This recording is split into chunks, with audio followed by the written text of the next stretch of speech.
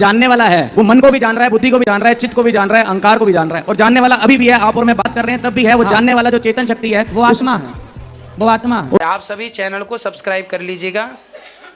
जो भी यूट्यूब पर देख रहे हैं चैनल को सब्सक्राइब कर लीजिए और शेयर कीजिएगा। राधे राधे दोस्तों, स्वागत है आपका हमारे यूट्यूब चैनल रिएक्शन वाला। उसमें हम बात करेंगे हमारे ऐसे व्यक्ति की जो कि पंडाल में आता है और कहता है गुरुजी ये स्थूल शरीर और आत्मा और जो सूक्ष्म आत्मा है ये क्या है, हाँ हमें अच्छे से समझाइए। तो आइए दोस्तों देखते हैं कि इस वीडियो में हमारे गुरुजी ने उस व्यक्ति को क्या समझाया। आज का वीडियो बहुत ही ज्ञानवर्धक होने वाला है, बीच में छोड़ के ना जाइएगा, बने रहिए हमारे साथ वीडियो के अंत तक। स्वामी जी प्रणाम जी। अच्छा, मनुष्य जन्म का असली लक्ष्य है भगवत प्राप्ति। ठीक है। अभी हम गौण कार्य में घुसे हुए हैं, तो मेनली जो भगवत प्राप्ति करनी है तो असली हमें समझ में आता है कि अध्यात्म का अर्थ है आत्मा का अध्ययन। अब उसमें सबसे पहला प्रश्न उठता है, जब जीव की परिभाषा शास्त्रोक्त कही है कि समान चेतन के आधार पे अंतःकरण पे आत्मा का प्रतिबिंब जब पड़ता है तो जाके जीव खड़ा होता है। अब जीव यहाँ पे समान चेतन और आत्मा में क्या फर्क बताया गया है, उसका असली अंतर क्या है, जो गूढ़ अर्थ है वो मैं जानना चाहता हूँ। आत्मा में और जीव में नहीं आत्मा में जो जीव की परिभाषा बताई गई शास्त्रयुक्त, सामान्य चेतन जो पूरा है, जिसमें निर्लिप्त है, उसमें कोई विशेषण नहीं लगता, कुछ माया से परे, माया से भी पहले, तो समान चेतन जो चेतन सब में है, जिसकी वजह से हम बोल पा रहे हैं, सुन पा रहे हैं, सब में वो शक्ति विराजमान है। वही शक्ति तो आत्मा है। उसमें और आत्मा में क्या अंतर? देखो, जिस शक्ति की आप बात करते हैं, जिस शक्ति से हम बोल पा रहे हैं, देख पा रहे हैं, सुन पा रहे हैं, चल पा रहे हैं, उसी शक्ति को आत्मा, आध्यात्म जगत में उसी को आत्मा कहते हैं, साइंस में उसी को एनर्जी कहते हैं। तो आत्मा वही है, ईश्वर अंश, जो ईश्वर का अंश है वह ईश्वर के अंश को ही आत्मा कहा गया है। जो हमारा शक्ति है, जिससे हमको सब पावर मिल रही है, वह शक्ति तो आत्मा है, और जो अंश है वो अंतःकरण चतुष्टय है, मन, बुद्धि, चित्त और अहंकार। इन चारों को कहते हैं अंश। ये ईश्वर का अंश है, और जो इन चारों को शक्ति प्रदान करती है वह आत्मा है, और ये दोनों हमारे भीतर है।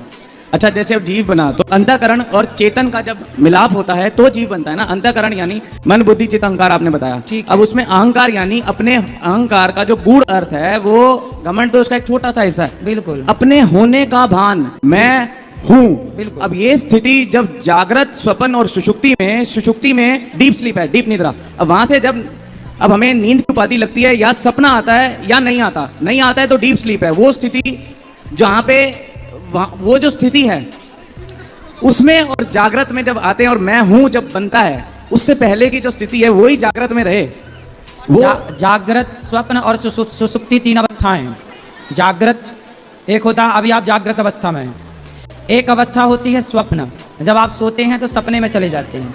और एक होता है कि आपने कोई सपना नहीं देखा और इतनी गहरी नींद आई कि कब सवेरा हो गया, एक नींद में पता ही नहीं चला, उसे सुषुप्ति अवस्था कहते हैं। अब इसमें आपको जानना क्या है, जिस सुषुप्ति की जो अवस्था है उसमें जानने वाला कौन है? क्योंकि सुबह जब उठते हैं जागृत में तो कहते हैं मैं बड़े आनंद में सोया, तो कोई तो तत्व था ना वहां पे जो जान रहा है मैं बड़े आनंद में सोया, लेकिन वहां पे अनुभव, स्मृति ज्ञान है, वही तो है जीव। जानने वाला ही तो जीव है, अंतःकरण चतुष्टय वही तो। अंतःकरण चतुष्टय तो सुषुप्ति में तो कोई दूसरा है ही नहीं। सुनिए, ऐसा है ना बेटा, सूक्ष्म शरीर होता है। कौन शरीर होता है? सूक्ष्म शरीर 17 चीजें हैं, 5 ज्ञान इंद्रियां, 5 प्राण, 5 कर्म इंद्रियां, मन, बुद्धि, चित्त और अहंकार। सुनो, ये सब रटने से काम ना होगा, जो समझा रहे हैं वो समझने से काम होगा। हमारे शरीर कितने होते हैं आप जानते हैं? 3 शरीर। कौन कौन से? सूक्ष्म शरीर, स्थूल शरीर और कारण शरीर। कारण शरीर तो ये होता है कि जिसके कारण आपको मानव का शरीर मिला, या चींटी का शरीर मिला, या कुत्ते का शरीर मिला, ये तो कारण हो गया। एक होता है स्थूल, जो कि आपका सामने है। एक होता है सूक्ष्म, जब आप सोते हो और आप सपना देखते हो, तो सपने में आप कई बार वृंदावन जाते हो, सपने में हरिद्वार जाते हो, तो सपने में जो गया वो कौन था? वह सूक्ष्म शरीर था जी।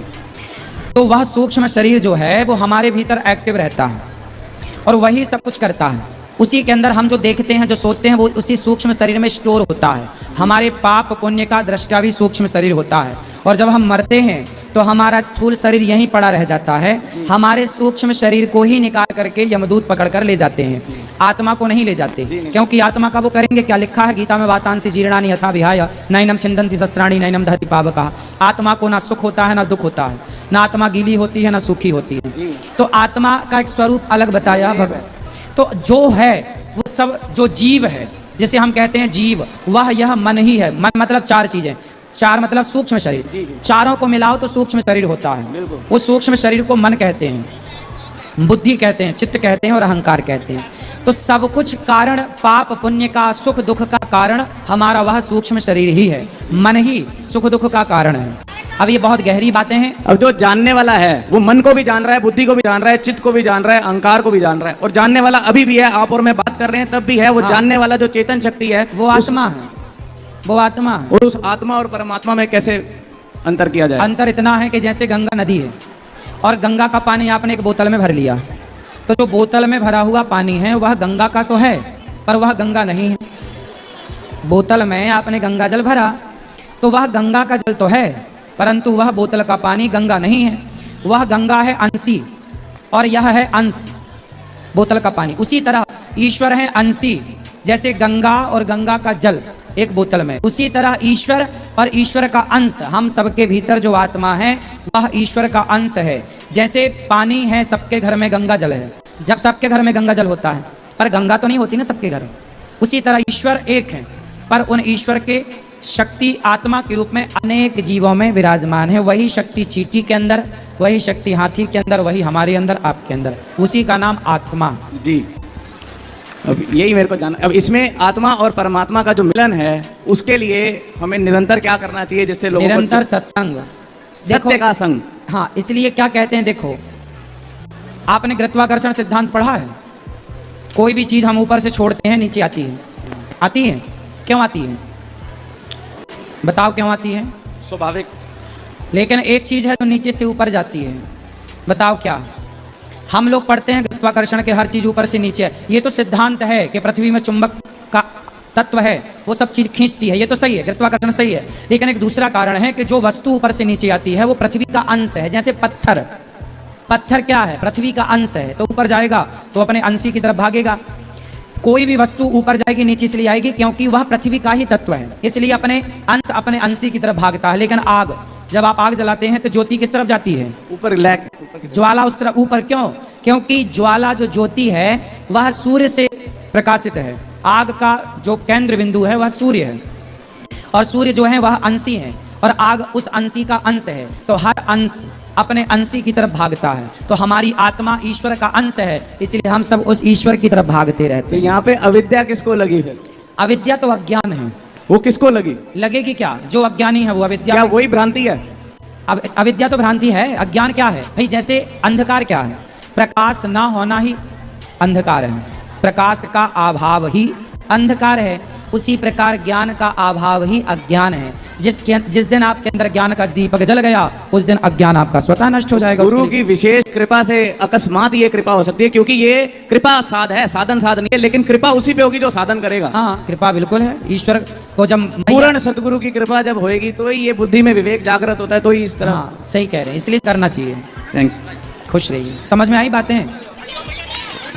तो देखा दोस्तों कि आज की वीडियो में आपने देखा और सुना भी कि हमारे गुरुजी ने उस व्यक्ति को बहुत अच्छे से जो भी उसने क्वेश्चन पूछा उसका आंसर समझा दिया। बाकी आप लोगों के भी समझ में आ गया होगा। तो दोस्तों आज की वीडियो से आपको जो भी ज्ञान प्राप्त हुआ वो आप हमें कमेंट बॉक्स में कमेंट करके जरूर बताएं। और हाँ, अगर अभी तक आपने हमारे चैनल को सब्सक्राइब नहीं किया है तो हमारे चैनल को सब्सक्राइब कर लें, हमारी वीडियो को ज्यादा से ज्यादा लाइक और शेयर करें, बेल वाला बटन दबाना ना भूलें, कमेंट में राधे राधे लिखना ना भूलें। मिलेंगे किसी ऐसे ही अन्य वीडियो के साथ, तब तक के लिए राधे।